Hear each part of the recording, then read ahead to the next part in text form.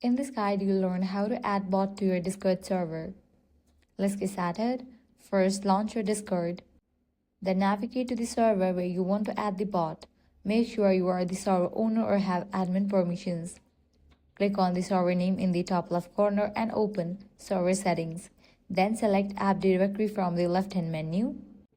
This will take you to Discord's App Store where you can browse and search for bots. You can search for popular bots like Dino for moderation tools, browse categories such as moderation and utilities, or use external websites like top.gg to find more bots.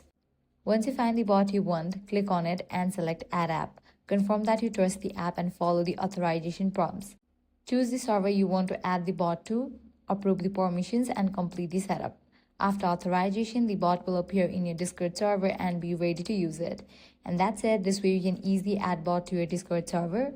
If this guide helped you out, do not forget to like, share, and subscribe. Thanks for watching.